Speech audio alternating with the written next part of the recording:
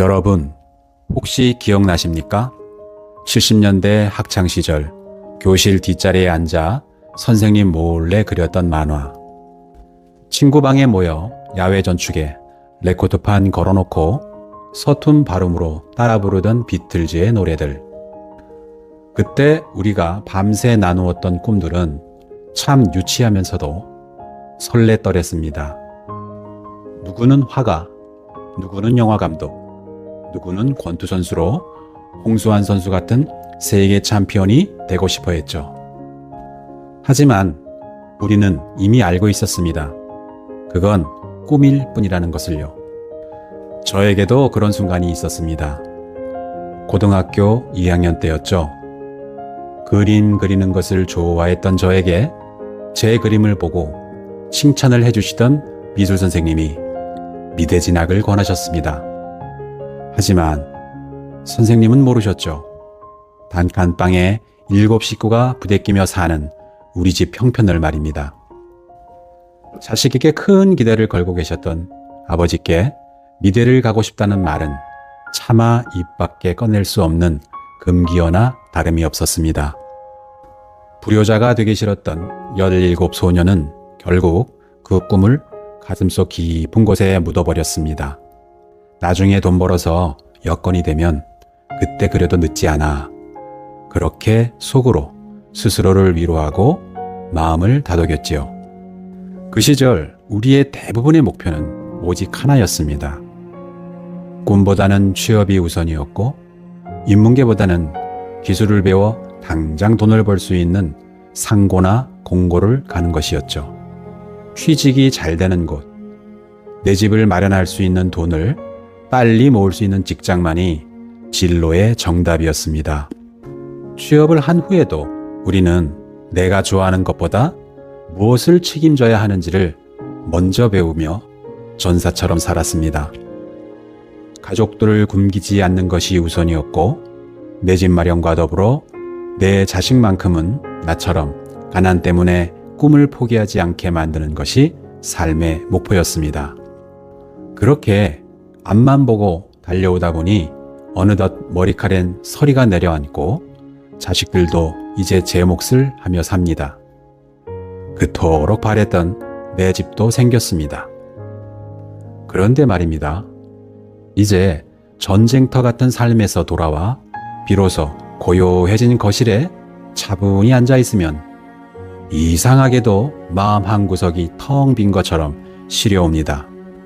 먹고 살만해졌는데 정작 나는 마치 빈 껍데기만 남은 것처럼 왜 이렇게 허전할까요? 여러분, 등 따숩고 배부르면 행복해야 되는 거 아닙니까? 그런데 왜 우리는 집도 있고 차도 있고 자식도 잘 키워놨는데 마음 한구석이 이토록 시린 걸까요? 이건 우리 영혼이 보내는 아주 귀중한 신호입니다. 심리학자 매슬로우는 인간의 욕구를 5단계로 나누어 설명했습니다. 먹고 자는 생리적 욕구부터 안전하고 싶은 안전의 욕구, 그리고 누군가에게 사랑받고 어딘가에 소속되고 싶은 욕구가 차례대로 아래쪽 4단계를 구성합니다. 우리는 지금까지 이 4단계의 욕구를 채우기 위해 필사적으로 살아왔습니다. 배고픔을 면해야 했고 집 한 칸 마련해 가족의 안정을 지켜야 했으며 직장과 사회에서 내 자리를 증명해야 했습니다. 그런데 말입니다. 이 욕구들은 특징이 하나 있습니다. 바로 결핍의 욕구라는 점입니다. 즉, 그 부분이 부족할 때 부족한 것을 채우고자 하는 욕구라는 것이죠.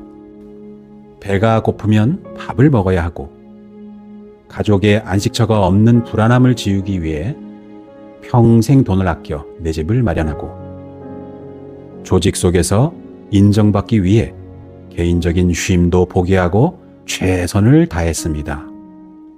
즉, 부족함을 메우기 위한 몸부림이었던 셈이죠. 우리는 평생 이 욕구들을 채우느라 숨가쁘게 달려온 겁니다. 하지만 여러분, 인간은 그저 배부르고 등 따숩다고 해서 온전히 행복해지는 동물이 아닙니다. 욕구의 가장 높은 5번째 자리에는 자아 실현의 욕구라는 녀석이 버티고 있기 때문입니다.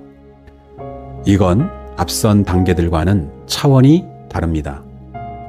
결핍을 채우는 것이 아니라 나를 나답게 실현하고자 하는 성장의 욕구, 자기 증명의 욕구입니다. 나는 왜 태어났는가? 나는 어떤 사람인가? 라는 내 존재의 의미를 스스로 찾고 싶어 하는 마음이죠. 우리가 이 나이에 물감붓을 들고 높은 산을 오르고 악기를 배우려는 마음이 커지는 건 결핍에서 벗어나기 위해 치열하게 살았던 생존의 시간을 지나 비로소 내 존재의 무늬를 가꾸고 싶은 성장의 시간에 들어섰기 때문입니다. 이제야 우리는 밥벌이의 지겨운 의무에서 벗어나 내 영혼이 꽁꽁 숨기고 있었던 자아실현이라는 명품 요리를 직접 해볼 수 있는 여건과 마주하게 된 것입니다. 그렇다면 이제 그 영혼의 자물쇠를 열고 무엇을 채워야 할까요? 우리가 마주할 선택지는 생각보다 훨씬 다양합니다. 지금부터 제가 6가지로 분류해서 말씀을 드릴 텐데 더 좋은 것과 덜 좋은 것이 따로 없습니다. 그저 자신의 마음 깊은 곳에서 나오는 울림에 귀 기울여 자신이 진심으로 원하는 것을 찾아내는 것이 제일 중요합니다. 첫째, 내 안에 숨어 있었던 예술가의 감정을 꺼내는 시도입니다. 통기타, 색스폰, 첼로, 피아노 등등 악기를 배우는 건 내 숨결을 음표로 바꾸는 일입니다. 수채화나 유화 아니면 동양화로 세상을 다시 그려보고 내 인생에 떠오르는 감정을 시나 소설로 남겨보세요. 젊었을 때부터 시를 좋아하시던 나의 가까운 선배님은 은퇴를 하신 후 시를 새롭게 배우시더니 몇 년 만에 70이 다 되신 연세로 시집을 내시고 시인으로 정식 등단도 하셨습니다. 둘째, 멈췄던 머리를 깨우는 지적 탐구입니다. 우리 때는 학창 시절에 영어나 일어 등 외국어를 배우기는 했지만 그 지식은 그저 시험을 치르는 도구였습니다. 실제 사용할 수 있는 회화로 발전하지는 못했죠.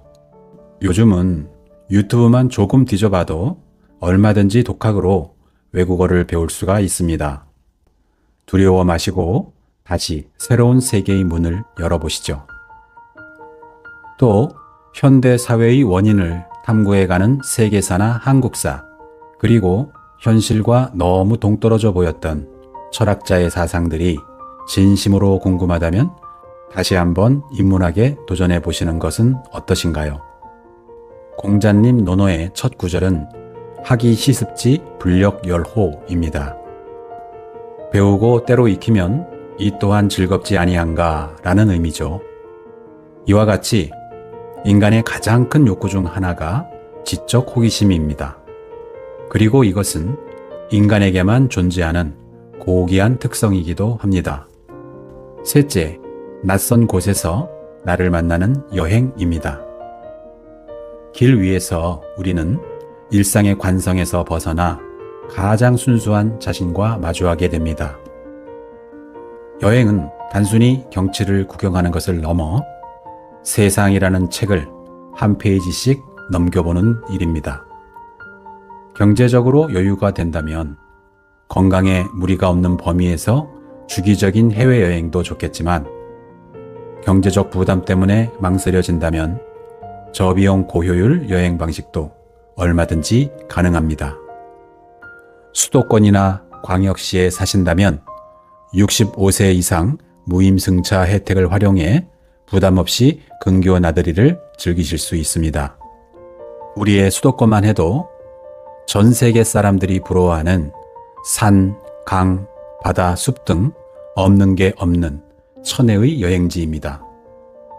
물론 사람들이 몰리는 출퇴근 시간은 피해서 다니는 것이 좋겠고요. 가장 위대한 예술작품인 자연은 의외로 입장료가 없거나 매우 저렴합니다.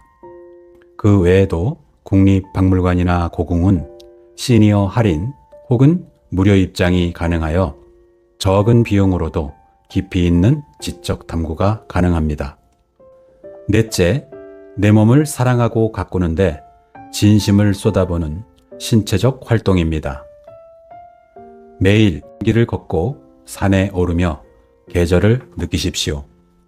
요가와 스트레칭으로 평생 가족을 위해 굽혔던 마디마디를 펴주는 일은 내 몸에 건네는 가장 다정한 사과입니다.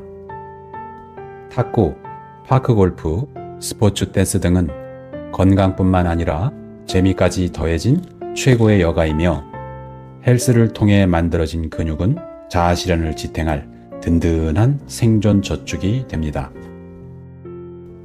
다섯째, 당당한 삶을 지켜내는 경제적 자립입니다. 다시 일터로 나가서 경제활동에 참여하는 것이 최선의 마무리다 라고 생각하시는 분들도 상당히 많으십니다. 노년의 경제활동은 단순히 돈을 버는 일이 아닙니다. 평생 쌓은 지혜를 사회에 나누는 환원이자 앞으로도 내 삶을 스스로 책임지겠다는 당당한 선언입니다. 어떤 일이든 내 땀방울로 얻는 대가는 나는 여전히 이 사회의 주인공이다 라는 자부심을 선물할 것입니다. 여섯째는 봉사활동입니다. 심리학자들은 말합니다.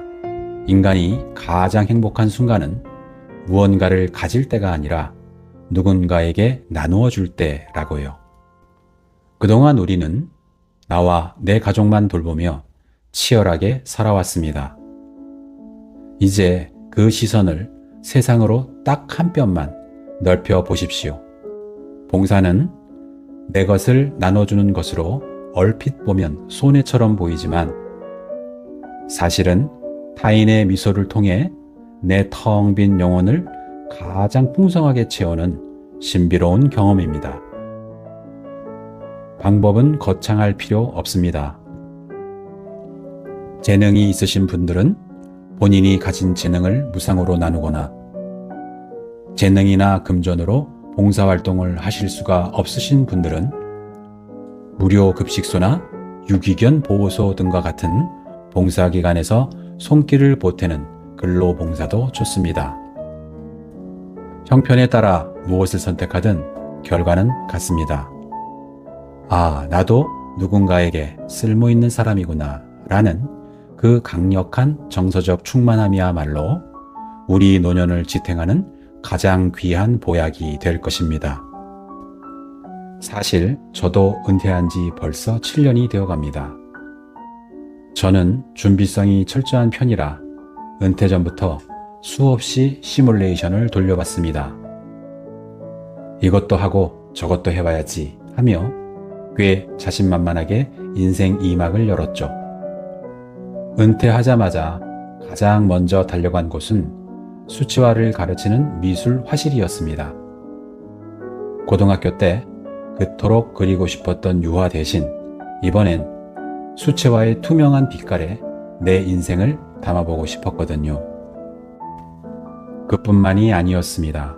국선도 수련으로 몸을 다스리고 골프채도 처음 잡아봤습니다.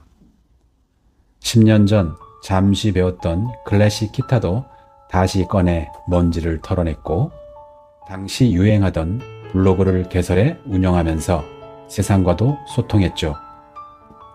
참 바쁘고 열정적인 나날이었습니다. 그런데 2020년 예상치 못한 거대한 벽을 만났습니다. 바로 코로나 팬데믹이었습니다. 화실과 모든 수련장들이 문을 닫았습니다. 강제로 찾아온 3년이라는 긴 멈춤의 시간. 처음엔 답답해 죽을 것 같았는데 시간이 흐르자 묘한 변화가 생겼습니다. 그 뜨거웠던 열기가 식고 나니 비로소 민낯이 보이더군요. 내가 정말 원해서 했던 걸까? 은퇴 후 열심히 사는 모습을 스스로에게 인정받기 위해 숙제처럼 했던 것은 아니었나? 신기하게도 그토록 소중하다고 믿었던 일들이 꼭 이것이 아니어도 괜찮다라는 마음으로 바뀌기 시작했습니다. 긴 휴지기를 거치며 저는 많은 것을 과감하게 내려놓았습니다. 남들이 보기엔 포기처럼 보였겠지만 저에게는 진짜 내가 좋아하는 것을 골라내기 위한 정직한 덜어내기였습니다. 운영하던 블로그를 접고 새롭게 유튜브를 시작했습니다. 유튜브를 하다 보니 몰입도 되고 즐거웠습니다. 물론 구독자의 숫자나 조회수 같은 것들에 민감해지기도 했지만 저는 저에게 맞는 무엇인가를 찾은 듯 했습니다. 덕분에 지금 저는 아주 행복합니다. 수많은 시행착오 끝에 비로소 내 영혼이 진짜로 즐거워하는 일들에만 집중하고 있죠. 여러분, 그래서 저는 감히 말씀드립니다. 설레는 마음으로 하고 싶은 것이 있다면 일단 도전해 보십시오. 그게 정답인지 아닌지는 해봐야 합니다. 해보다가 아니면 그만두셔도 좋습니다. 그만두는 것은 실패가 아니라 나를 찾게 되는 과정이니까요. 다행히 지금은 인터넷과 IT 기술이 좋아져서 마음만 먹으면 누구나 이 멋진 시도를 큰돈 들이지 않고도 시작할 수 있는 시대입니다.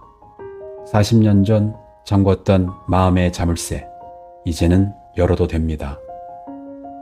그 안에 무엇이 들어있든 당신이 직접 만져보고 느껴보십시오.